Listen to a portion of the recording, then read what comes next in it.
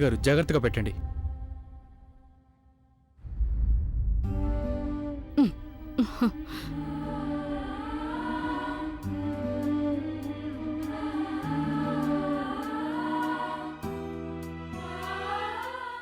మాధవి వెళ్ళటం అవసరమా? అవును నానమ్మ, ఇది చాలా అవసరం. చెప్పాను కదా నీకు, ముఖ్యమైన పని వచ్చింది. చిన్న చిన్న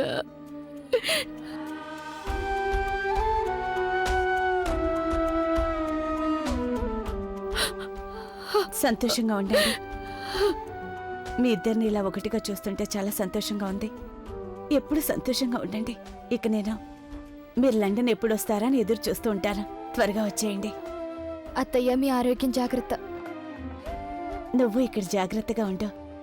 అలాగా ప్రదీప్, సుప్రీం జాగ్రత్తగా చూసుకో.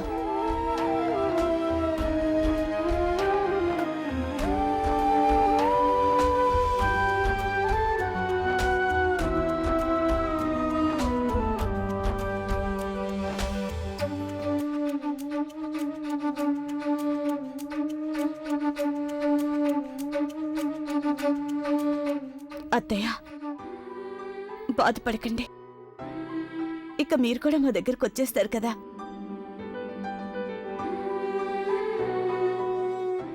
అలాగే మాధవి, అలాగే. అత్తయ్య ఊరుకోండి.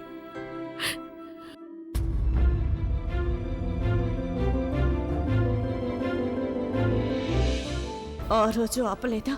ఈ రోజు కూడా ఆగమని చెప్పట్లేదు. నేను వెళ్ళిపోతుంటే చూస్తూ ఉండిపోతారా? ఇంత మొండితనమా? ఇంత మొండికేయద్దు మాధవి, ప్లీజ్ ఆగిపో. నిన్ను నేను మళ్ళీ కోల్పోవాలని అనుకోవటం లేదు. నువ్వు లేకపోతే నిజంగా నేను చాలా ఒంటరివాణ్ణైపోతాను.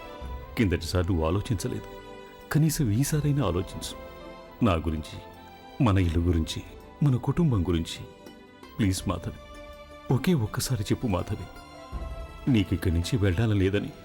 ఈసారి నేను కాదు, మీరే ఏదైనా చెప్పాలి జడ్జి గారు. గత 7 ఏళ్లుగా మీరు మౌనంగా ఉన్నారు. ఈరోజు మౌనంగా ఉంటే ఇంకెప్పటికీ మీకు మాట్లాడే అవకాశం రాదు. అన్నయ్య, ఐ హోప్ నీకు వదినికి ఒకరి మీద ఒకరికి ఎలాంటి కంప్లైంట్ ఉండదేమో. సాగర్, ఐ ప్రామిస్, ఇక నేను ఎవ్వరికీ కూడా కంప్లైంట్ చేసే అవకాశం ఇవ్వను. ఓకే? డోంట్ వరీ సాగర్, నువ్వు అత్తయ్య జాగ్రత్తగా ఉండండి. తొందరలోనే మేము అక్కడికి వస్తాంగా. ఎస్.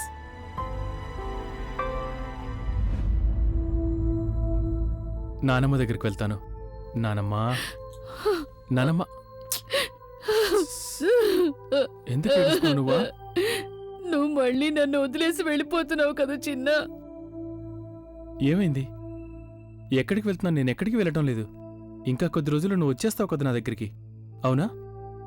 ఏడవకు. అలాగే.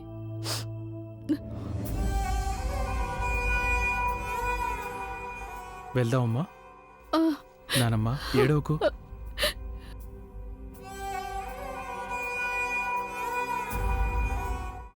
అమ్మా, అలాంటి వాళ్ళది నిజమైన ప్రేమ కాదు, అది వ్యామోహం. ఎగ్జాక్ట్లీ చిన్నత్త, నిజంగా ప్రేమించుకున్న వాళ్ళు అలా చేయరు. ఎంత మనసు విరిగిపోతే కన్న కూతుర్ని పట్టుకొని మా దృష్టిలో చచ్చిపోయా ఉంటుందా తల్లి?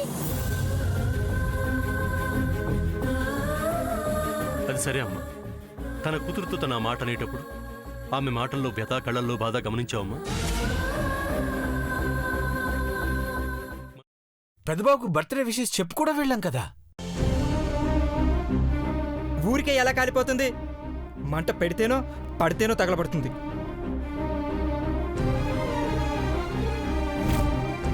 కరెక్ట్ చిన్నబాబు, నీకొచ్చినట్టే నాకు డౌట్ వచ్చింది. పార్వతే షర్టును తగలబెట్టిందనుకుంటా.